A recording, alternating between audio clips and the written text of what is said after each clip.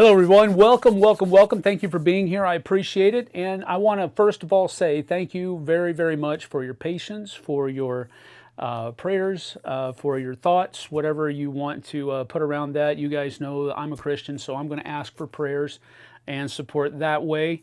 But whatever name you want to get it, thank you for sending it our way over the last couple of days. It has been a little bit of a rough go. I will say right off the bat, Jesse and I are golden, okay? And as I'm looking back, as I'm thinking back over the necessarily cryptic messages, shorts that I've been putting out there, I did that just because I want people to understand and realize the fact that I said I was going to do something and I wasn't going to do it. So whenever possible, I want to make sure that people are aware that I dropped the ball, whether it was a ball that needed to be dropped or had to be dropped or whatever it might be. I want people that are keeping an eye on this channel to understand that I take your time seriously, and it isn't something that I take lightly at all. I try to make light of it. Like if I'm late getting a stream started for one reason or another, I try to make light of it because that's my way of coping with the stress of the moment. I very often turn to comedy and those kinds of things, because if I can get myself smiling, if I can get myself laughing at myself even, then that lets me weather that difficulty a little bit better, and a little bit more in an amicable way. But sometimes that just isn't possible and I have to cancel things. Now, the reason I'm doing this at 10 o'clock in the morning Pacific time, I know it's already, 1 o'clock over on the East Coast, is to make up for what I didn't do yesterday. We just haven't had time. I say we, I need to say we on purpose. We just haven't had time to make up for Tuesday's live stream that we missed. But I will say that both of those occurrences, both of those things, that those videos that we had to not do, or I had to not do, were both related to the same thing that was going on. And unfortunately, it came to a conclusion last night. Well, a temporary conclusion last night. I don't think it's done. Because Jess and I are going to leave the door open for resolution, for reconciliation with the other party. So that's how that is. Yesterday, I did get the top 10 up from the August giveaway responses. And that gave me the ability, because I usually want to try to do at least one video a day, at least one. So that gave me the freedom to kind of take the rest of the day for personal reasons. And JT saw that I needed some downtime, so he he stepped up in a big way yesterday and invited me over, and we played Reavers of Midgard, and we played Shipwrights of the North Sea redo yesterday, and he just kind of alleviated a lot of stress yesterday. And so I want to thank him for that publicly, because that was a big thing, man. That was a huge thing, and I can't thank him enough for his friendship. But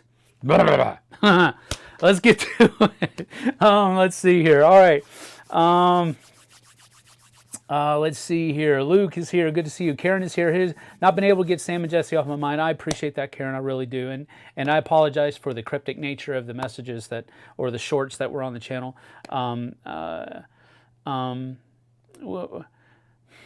We just can't. It's not fair. And it's not proper, and it's not right to talk about details in a situation like this, unless I'm talking to the other person on the other side of that issue. On the other side, yes, absolutely, there's got to be communication there, and that's what I've been trying to do. And but everybody else, I'm sorry, there's just nothing I can do about it. So I had to be a little bit cryptic in those messages, because I wanted to relay that those videos could not happen, but at the same time, I could not give out any other information from as a matter of integrity, as a matter of character. So I do apologize, Karen, but I thank you for your concern. David is here. Howdy, howdy. What's up? What's up? Good to see you. Family Meeple is here. Good to see you. Hello, Family Meeple. Board Games and Bourbon is here. Nice. Hello. Good to see y'all. Live chat reminder. Yep. Dadgummit. See, you try to remember things and then you forget other things. But Matthew is here. Luke, thank you for that live chat reminder. Hola, Matthew Vincent says, I had to throw away my water bottle with my sticker on it. Can I buy another one? No, Ryan, we don't sell stickers. So, but we give them away. So make sure that I have your address, and I'll send you another one. Just Right is here. Hello all. Good to see you. Luke Shires. I can't believe none of my obscure cooperative games made the top 10 list.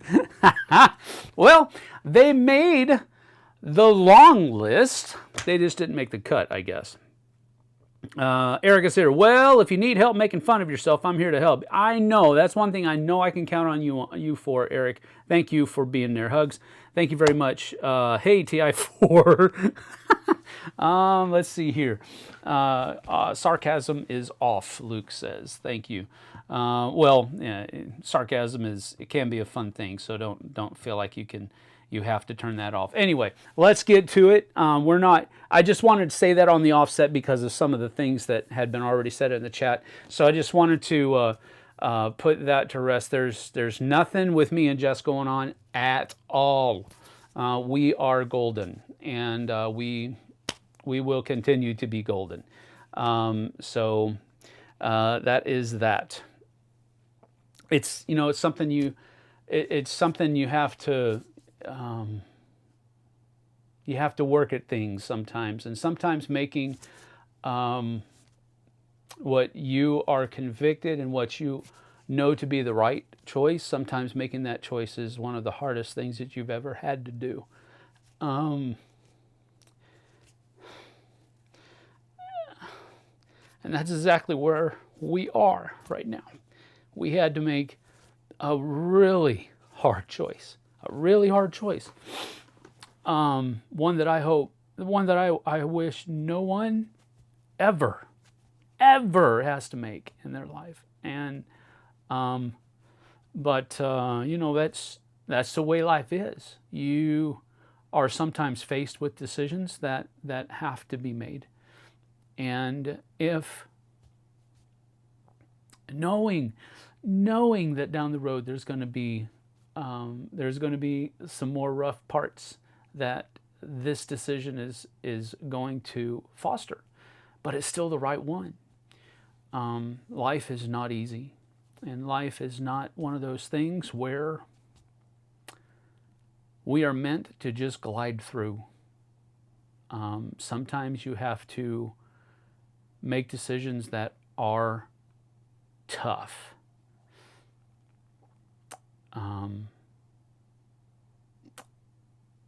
And this is one of those times. So Jess and I are back to back. She's got my back and I've got hers. And the Lord absolutely knows our hearts in this matter. And we just have to wait for other people to come around. And with that knowledge that they might not ever do that. So life is full of tough decisions. And you simply have to make them and go on. So here we go. We going on. Did you hear about Roy? Yes, I did. And Roy is a great friend of mine, and I wish him the absolute best in whatever endeavor he has coming up. I am continuing to I'm going to. I used to be part of his favorite game Friday, and he asked me last week if I would pick that back up, and I absolutely did. And we have a little joke going on between us. But he's a good friend of mine, and I wish the absolute best for him in this. So I did hear about that, and he's got some cool things that he can probably go to. I know him and his fiance have their otaku comics and games, like pop-up stand that they go around to conventions with, and I think they also sell things online. I'm not absolutely sure about the online thing, but there's that he's got going. He is at this point, he's an established, I would say, designer, so he also has those avenues that he can continue to pursue, I would imagine. So, you know, it's sad that, you know, it's one of those bittersweet things. It's sad that he'll be not part of the Dice Tower anymore, but it's also exciting and hopeful that the next things that he tackles will, he'll just, you know, dominate because that's just the kind of guy he is. He's very, very much full of spunk and vigor. So I hope the best, and I am continually going to be right there in his corner, and if he ever needs help with something, I'm there to help. Let's see, retiring on his last light royalties. I don't think so. I don't think royalties from one board game, no matter how well it sells, gives you the ability to just out and out retire.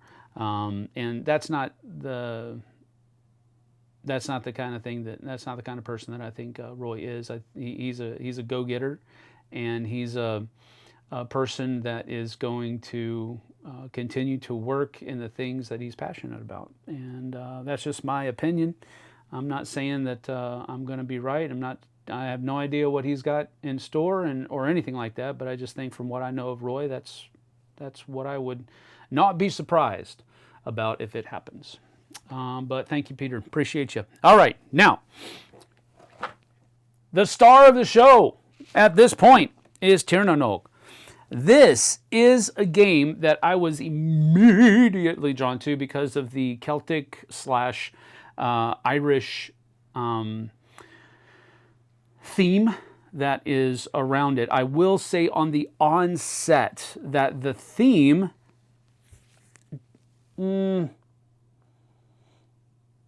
doesn't quite make it. It's not to say that I don't like the theme, but one of the things that I really enjoy about games is when the theme and mechanisms are entwined so perfectly, if I can use that word, that it seems like you are actually kind of in an, you know, and of course an abstract way. We're talking about games here, but in an abstract way, you feel like you're doing what the theme is as you go through those mechanisms. While I enjoyed the theme, certainly enjoyed the artwork on the cards and on the games, and I enjoyed the mechanisms, I don't think that the two are married. I could see a different theme being put onto this very easily.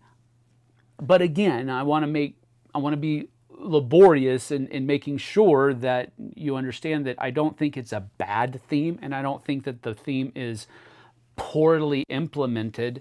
I think they used a good theme that is unique and inspiring, if I can use that word. Maybe that's a little bit of an overstatement, but the mechanisms could really, while they are good and they are fun, I'm overshadowing a little bit, but I think any theme could be slapped onto this, and I think it would still be a good game. Now, I think the theme helps me like this more because of my heritage, but I don't want to overstate that. So I did want to say on the very beginning is that the theme is good, but I don't think it is so well married to the mechanisms that it really kind of lifts the game. I think it's going to be neither either here nor there, depending on the person. Either the theme is going to reach out to you and you're going to enjoy it, or you're going to say, the theme, whatever. I enjoyed the game, but whatever, theme. All right, so that's on the onset. This is a game in which there is drafting. It is open drafting, but it is such that one person will, there's going to be a phase where people are placing their storytellers, that's what these little guys are, out onto the grid of cards. Once everybody has placed all 3 of their storytellers out onto this grid of cards, the person who was able to do that last will then take the first choice in choosing one of the cards that they have placed their storyteller next to. And once they put that card into their hand, they can then put any card in their hand into one of the rows that make up their tableau. Once they've done that, play continues until everybody has both taken a card from the grid, taken 3 cards from the grid and played 3 cards out of their hand.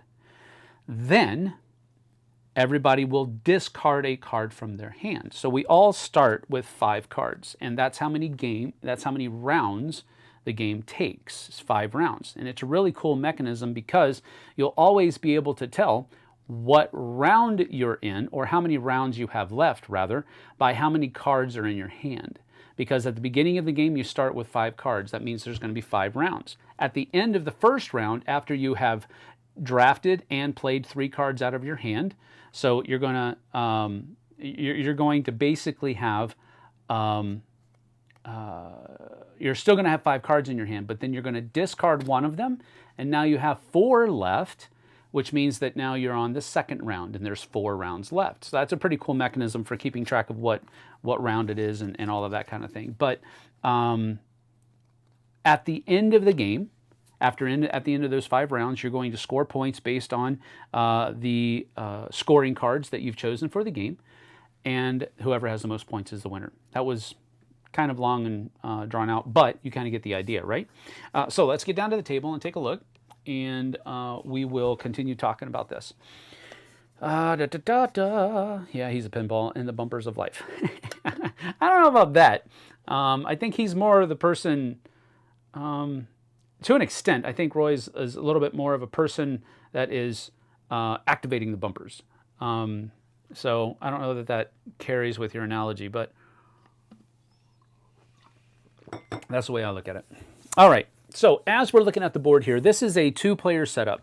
Now, the game will use different setups based upon the number of players that are in the game. So in a 2-player grid, you're going to have a 3x3 grid, but the central card is taken out of it. In like over here, this is a 3-player setup where you have a 3x4 grid, and a 4-player setup is 3x5, and then in a 5-player setup is 3x6. All right, so that kind of gives you the idea. Then each person in their own color of cards is going to take their row cards. So you have some that say that they are the top row, then you have others that say that they are for the middle row, and then you have others that say they are for the bottom row. And I believe there are 4 of each. So there's a introductory set that we're going to be using here, and then there are 3 others that you can use throughout the course of the game. The only restriction here is that top rows should be used on the top row, middle rows should be used on the middle row, and all of that kind of stuff. But you can basically choose any combination of these, and of course they're all, each player color has their own set of cards here. So that's a pretty cool thing because that gives a lot of variation to the game, and I think variation is a good thing, especially when you're entertaining the idea of replayability.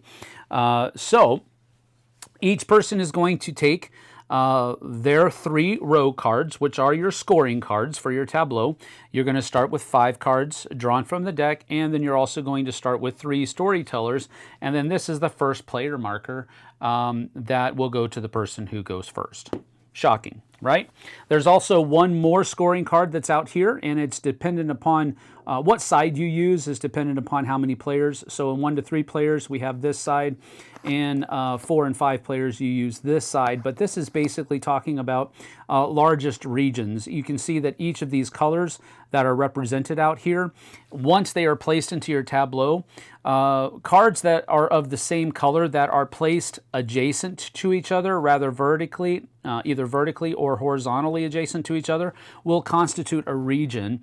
And so each color will have their own region, and points will be dealt out based on who has the largest and second largest regions of each color at the end of the game, 8 and 3 points respectively. You have to have at least 2 cards in a color that are adjacent to each other to constitute a region, but that is one way you're going to score points at the end of the game. These scoring cards are also going to be how you score the main brunt of your points during the course of the game. So for example, this one right here has the stipulations on it. Score each card here that has no other card of the same number in its row or column. So the example that's given here, you have a 7, 8, 5, 5, 6, 2. That's your top row, okay? And so are there any 7s in the row other than this one? No, there aren't. Is there one in the column? Yes, there is. So the 7 isn't counted. Are there any more 8s up here? No. Are there any more 8s down here? No. So this one is counted, and it gives you 8 victory points, and so forth and so on. There's 2 5s in the same row here, so they don't count. And then there's a 6 in this column here, so it doesn't count either. So the 8 and the 2, the person in this example scores 10 points for their top row.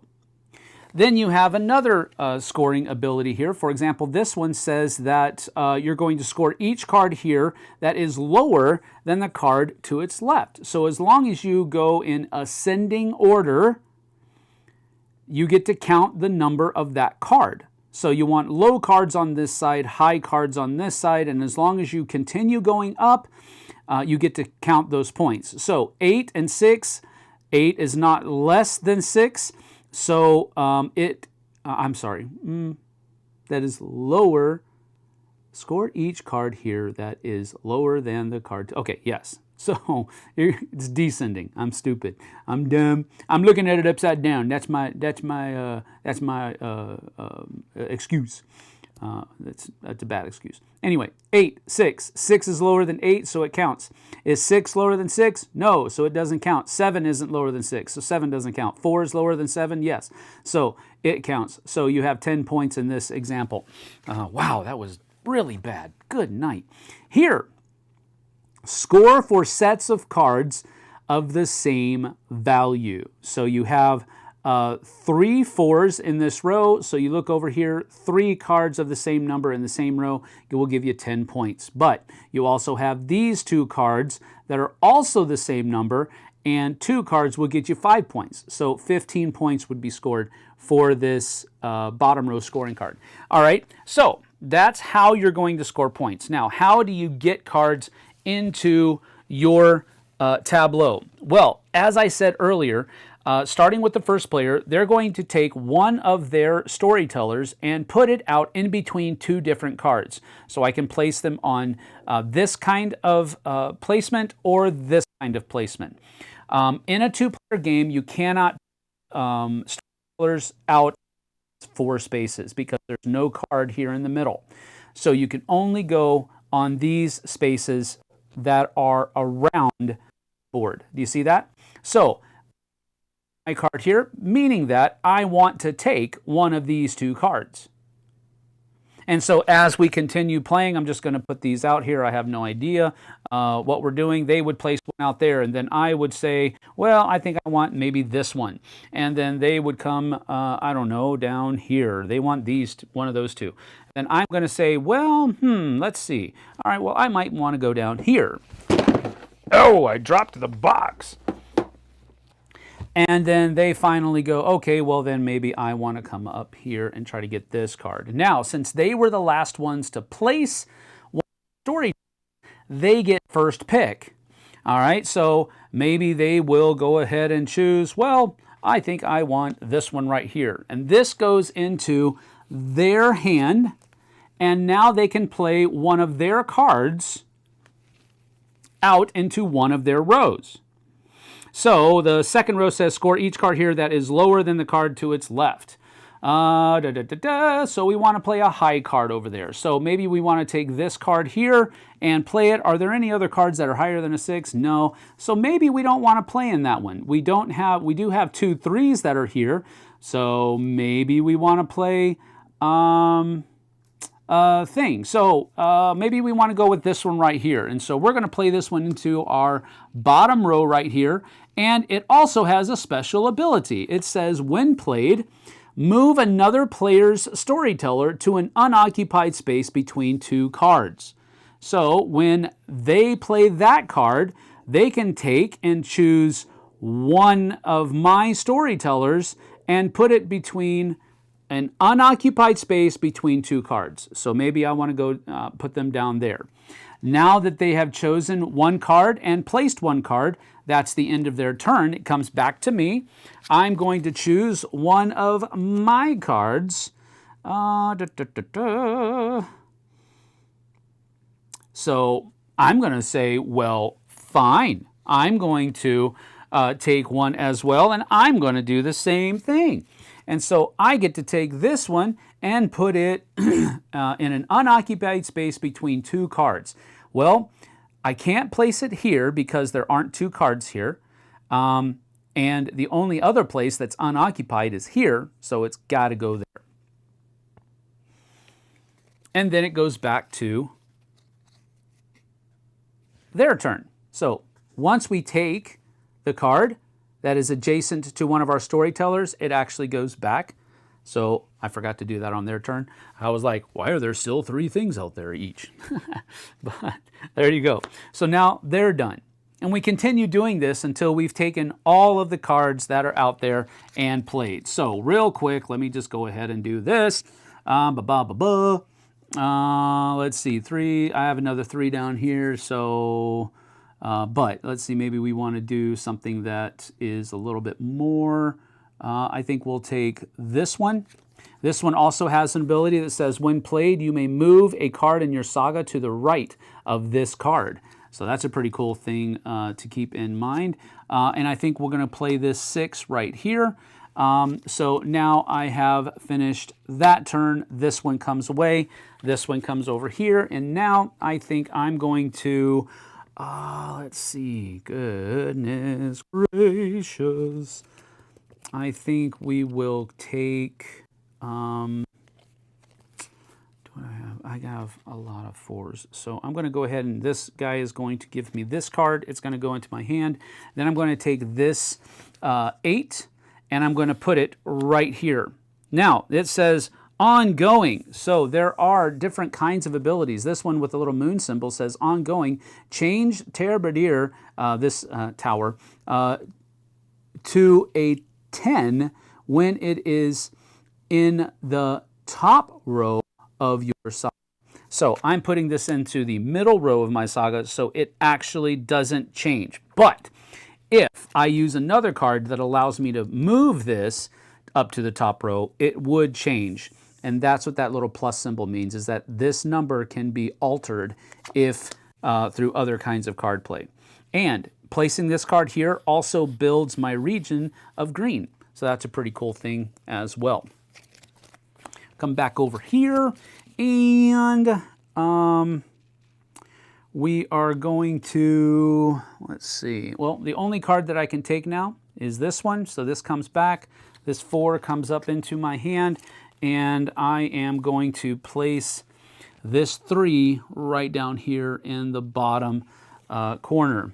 And then now that it is my last turn, this is the last one that the green player can take.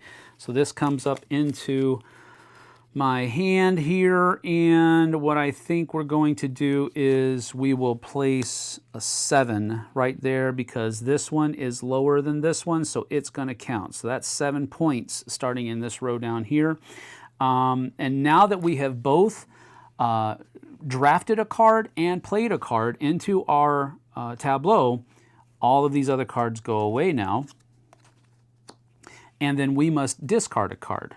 So, oh boy. I think what we're going to do is I'm going to discard this 2 blue, and they will discard, what are we looking at here? So I think we'll discard this 1. All right. And now that we both have 4 cards in our hand, we realize that we have 4 rounds left. And now a new grid is put out there. Randomly, doesn't matter which one you go to or how you do it. And now, first player switches over. Now they are the ones to choose first to put their storyteller out into the grid. I'll follow. That means that I'm going to have first choice of taking a card from the grid after we've placed all of our storytellers out. It is important to note that when you're placing cards into your tableau, you always have to go with the leftmost, but you can build in any of yours at any time, but you always have to place leftmost first. So if I start building up here, I can't place it way over here.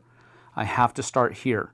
But on this row right here, I wouldn't be able to skip a spot and play right here. I would have to go here, and then I would have to go here on this. You always have to place leftmost first. And then whoever has the most points at the end of the game using the scoring cards that you have put down, that's the winner. And that's generally speaking how things work. Now, let's go back up to the top here. And I want you guys to feel free to ask questions as much as you want, because that's one of the benefits of doing a live review. I want to answer the questions that you guys have for it, but then I'm also going to share my thoughts as well. Let's see here. I meant his energy. Absolutely, Eric, I understand that. Annoying is putting it mildly. Ads are annoying. Yes, I know. I apologize. I usually try to skip them if I see it, but since I was over here, I didn't see that it was giving you some ads. I apologize. Sounds like Sudoku, the board game. That's an interesting observation, and we'll definitely talk about that in a minute. The Anthonys are here. Hello, hello. Good to see you. Doesn't feel like Sudoku. Well, there's some similarity, but to me, it doesn't feel like Sudoku either. And I don't like Sudoku. So it's just a little bit too brain burny for me. This has the same concept as Sudoku in that you're going to be putting these different numbers in a grid. But that's really where the similarities end. As far as that's concerned. How you score each of the different rows really changes from set to set. And the drafting mechanism is not like Sudoku at all. So there is a low-key comparison, I guess, to be made, but it really falters after just a few sentences. So I wouldn't compare it to Sudoku. There, we talked about the Sudoku thing. Thanks for the sticker. I'm on the road now, but we'll reach out with my address later on tonight. Okay, thank you, Ryan. And thank you for the $10. That is super more than these stickers are worth, dude, even with shipping, all right? So thank you for that. I appreciate you. And once we get your address, we'll send you a sticker. Eric says, was this on your radar or did you just happen upon it? It was on my radar. When I was going into Origins, I saw Tiano. I'm a sucker for Irish, Celtic / Viking themes. So that's why it was on my radar. I didn't know much about the gameplay, hardly at all. But I was interested in it because I am a fan of drafting. I am a fan of set collection, which is kind of what these feel like to me. And I'm also a fan of multi-use cards, which this does have because you have those different abilities that are at the bottom of the cards that you can use or not use. Now, some of them say that you must do this. They don't give you a choice. So that's another kind of additional level of decision-making that you have to make on that. If you take a card and you play it, and it's not one of those cards that you can choose to or not to, use its power, you're going to have to do that, whether it hurts you or not. So that's one of the things that has to go into the decision-making process here, but it's a really satisfying thing because you can engineer a winning strategy on the fly almost. It's not like you have to take what you have in front of you and know what you're going to do with it. You are basically kind of taking what you have, seeing the possibilities that are there, but also seeing the possibilities that are out here on the market and seeing which one of those you can work with. Once you put your storyteller out there, you have to choose between two different cards with that particular storyteller, which, again, you might say, well, they left me with that one, so maybe that's the one I'll take now, or maybe I'm going to come over here and get this other one that they haven't taken yet that I really, really want. Those are the kinds of things you do, and you kind of build your strategy as you're going along. But with that being said, you're not really building your strategy because your strategy is in the point cards. You're building how you're going to best implement that strategy as you're going through the game. I probably did a horrible job of explaining that, but I really do enjoy that. And it doesn't, as we already said, it doesn't feel like Sudoku at all. But I get where putting the numbers in grids kind of provides that possible caveat. If people are looking for a Sudoku feeling game, Tiwanaku. I know that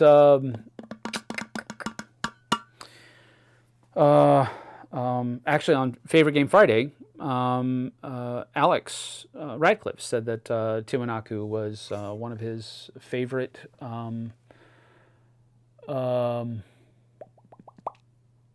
what was it?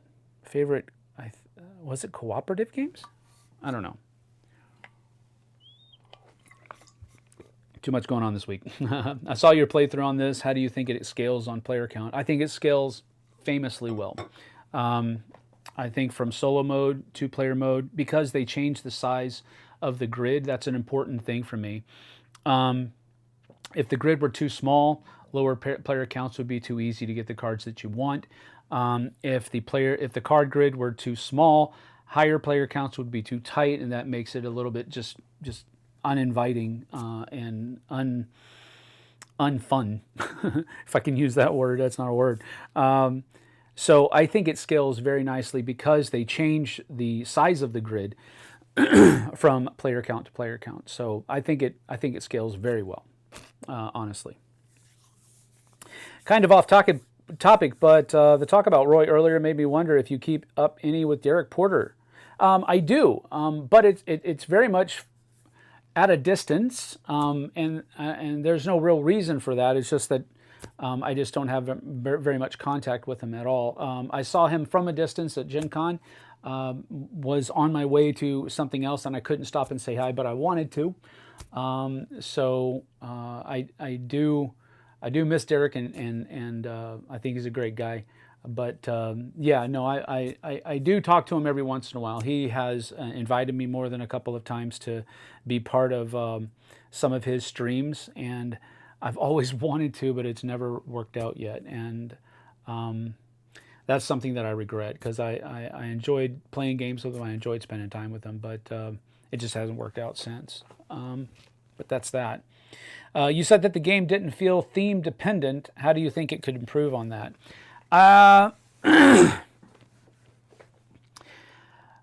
Keeping the game as it is, I don't think it could, because it is a somewhat formulaic type game, and I don't even know if I'm using that correct word. What I mean by formulaic is your cards, your scoring cards, dictate to you the main way you can score points.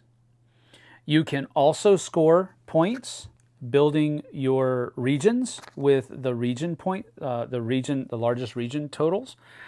So you can gain a good number of points with those, but realize that you only have a 5x3 grid.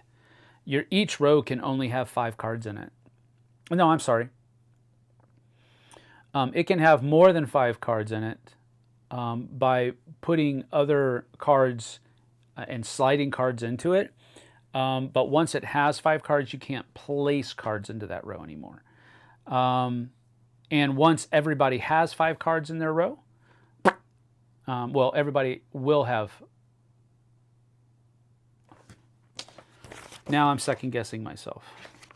Let me look it up since the rule book is, frankly, right here. You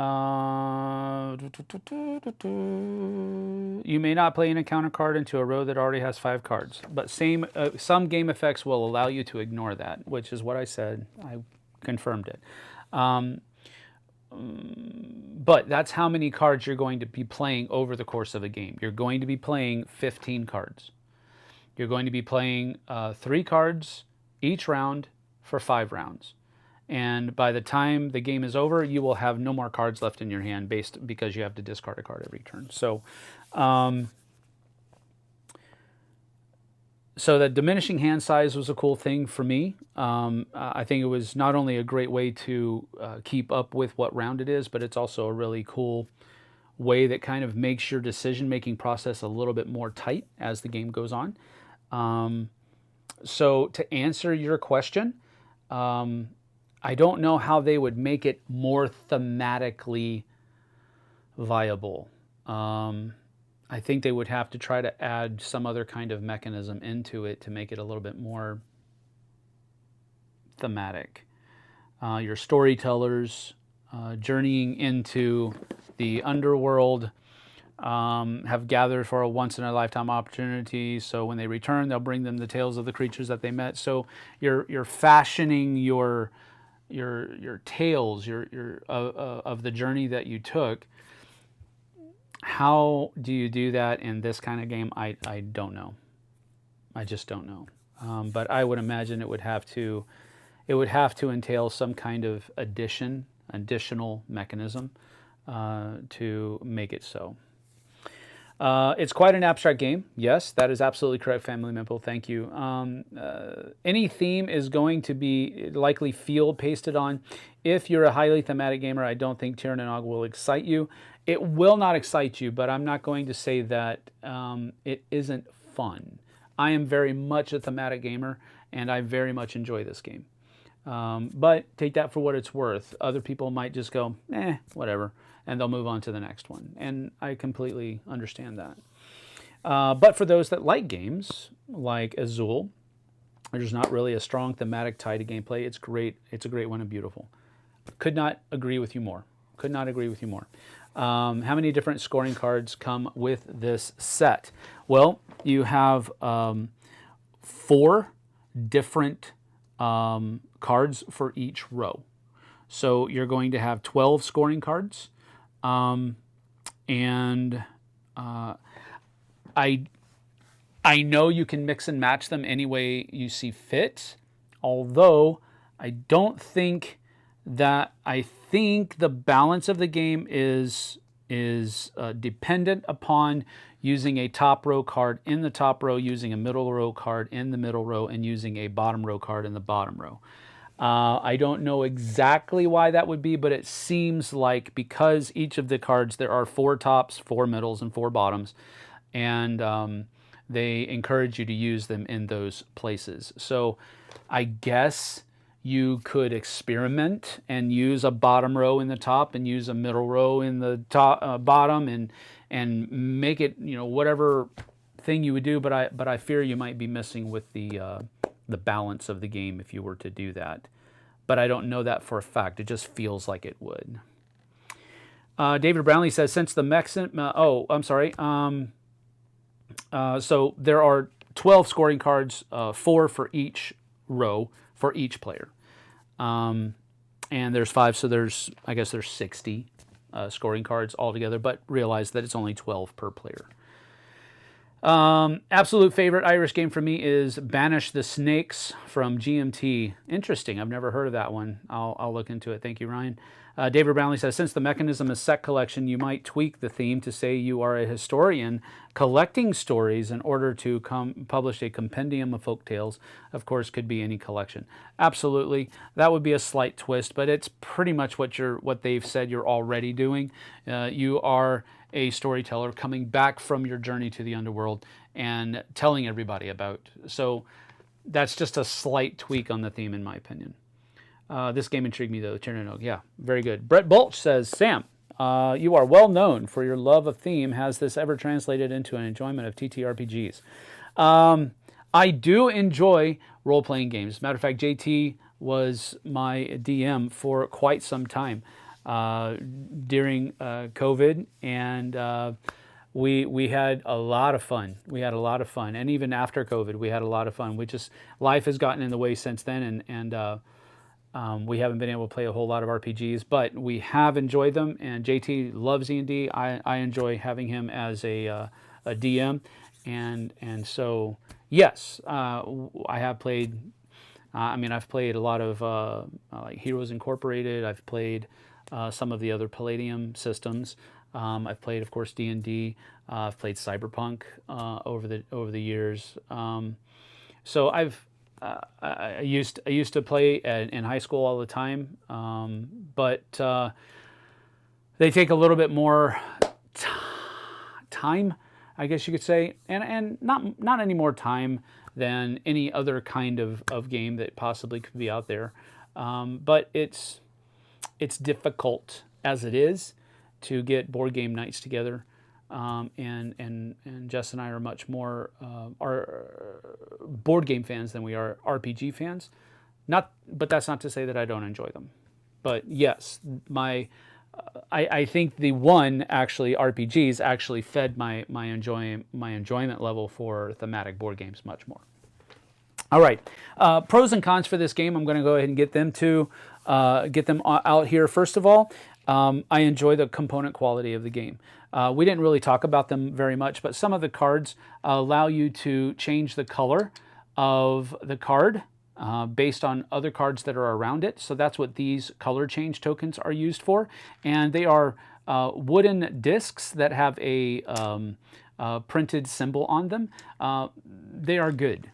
These are number change tokens. As I said earlier, some of the cards allow you to change the value of the number that's on them, and that's what you would use these tokens for.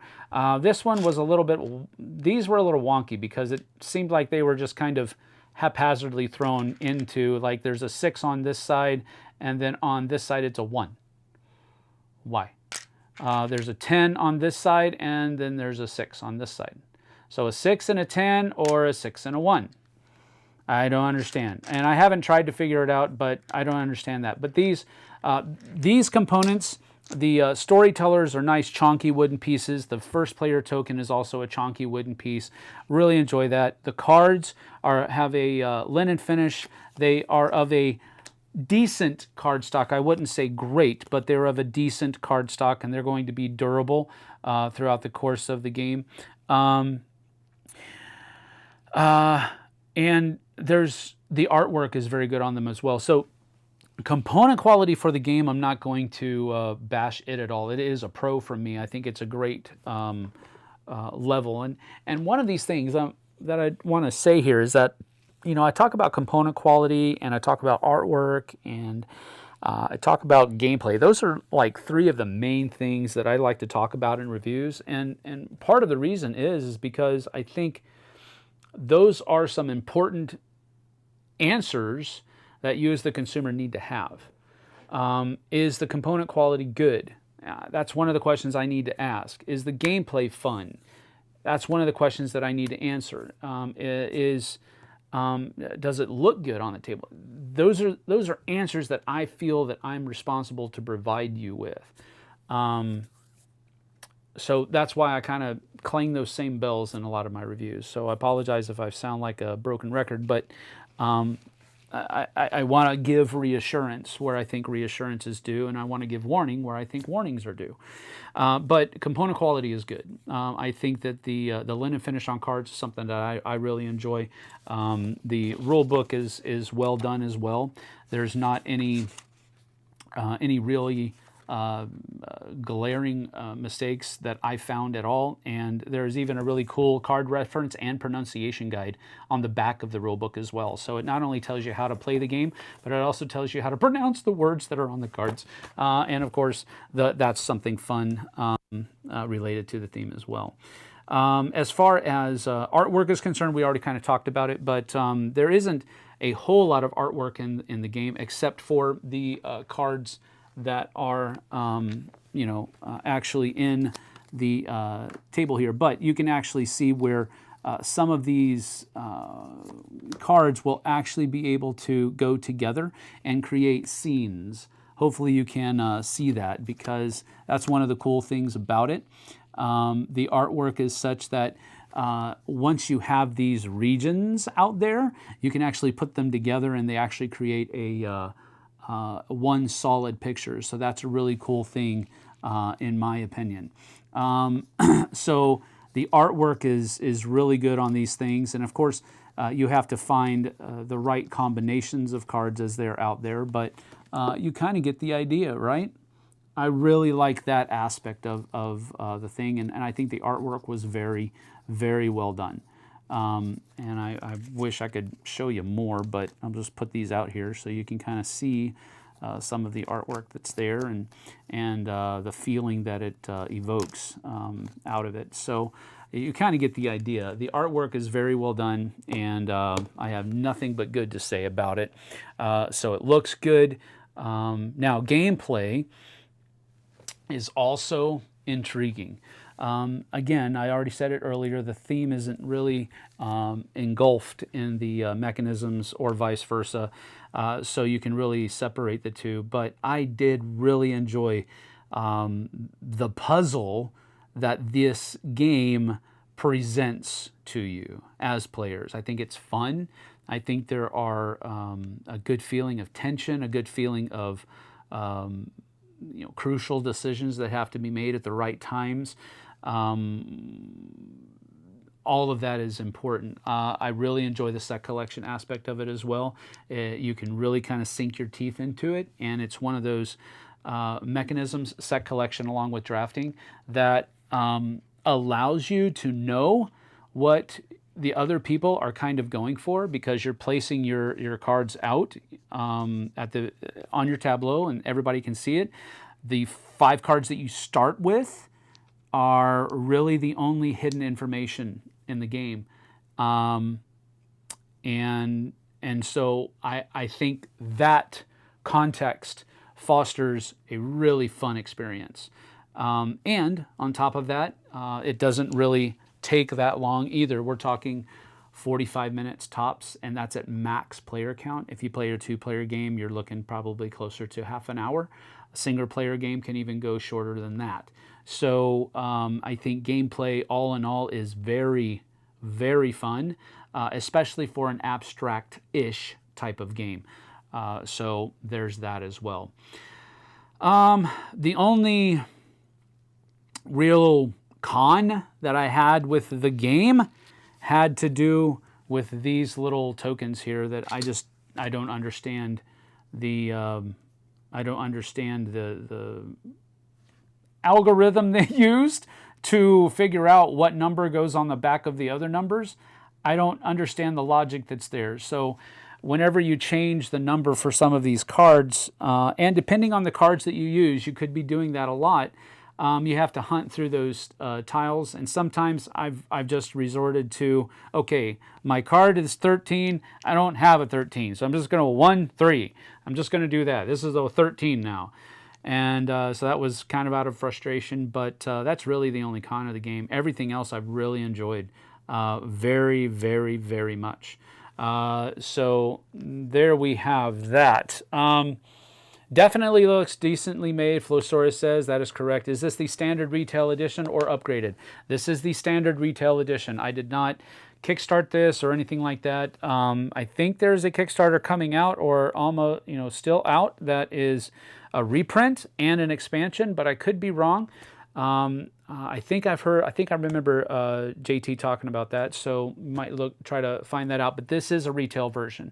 I don't have any other kind of I bought it at a convention from Grand Gamers Guild, and it doesn't have any markings on it that it is a Kickstarter copy or anything like that. It does come also, I didn't show this, but it does come with a pad of score sheets.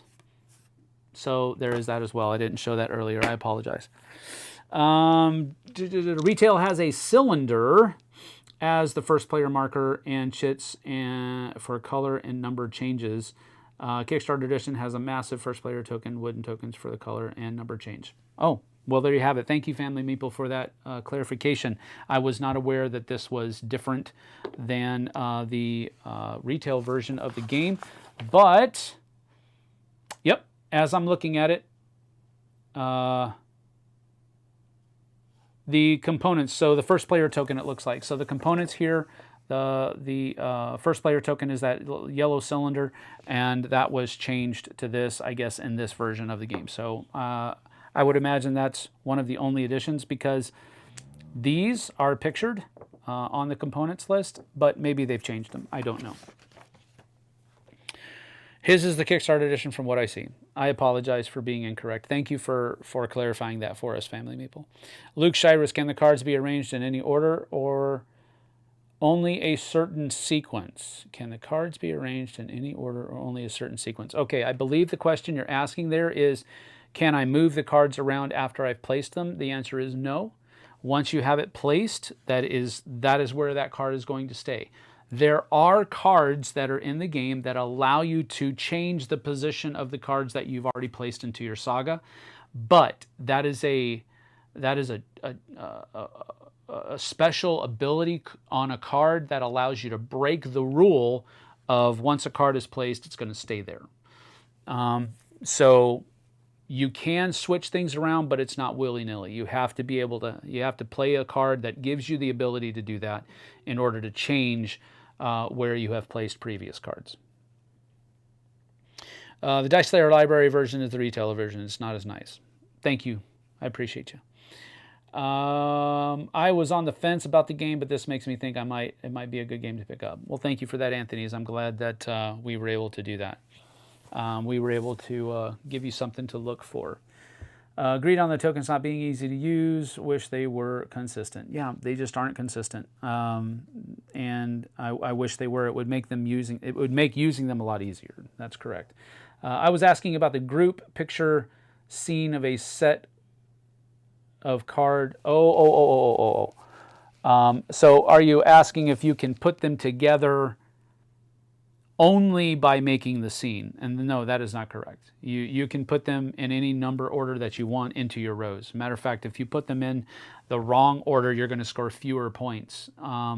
So I just wanted to do that, show you that, because it kind of harkens back to Jamaica, where the action selection cards that you can actually put them all together and form one continuous landscape picture, and it just has that coolness factor about it that was in Jamaica. It's also in this one. They constructed those scenes in each of the different regions, and I just think that's a cool thing. It's not necessarily a gameplay thing. It's just a cool thing. All right, so all in all, we do thumbs up here on the Flipside, and this one gets 2 thumbs up. Boom. You get fireworks because I really did enjoy this. I'm pretty sure, if I remember correctly, the folks at the Dice Tower also gave it pretty high marks as well. So you can go watch their review of it. That's one of the reasons why I didn't do this review over there, because they have already done a review of it and it was fairly recent. So I didn't want to, kind of double up over there. I wanted to do it here as well. But that is Tiano. And it is one of those games that I think you should go pick up if you have the ability to do so. It is a great game. It's got great production value. It's got a neat theme, although the theme and the mechanisms are not really kind of meshed together well. It is an enjoyable theme. The artwork is done well. The gameplay is thought-provoking and engaging and challenging. And there's a lot of variance within those mechanisms with the different scoring cards that provides more replayability, I think. So 2 thumbs up from me. You get some fireworks again. And that is that for my review of Tirnanog. Thank you for joining me. I'm going to get on out of here, though. I appreciate your time and I appreciate your input. That's one of the things that I really like about these live reviews. It provides you an outlet for asking questions that are on your mind. And I get to provide my answer for those in a real-time atmosphere. So thank you.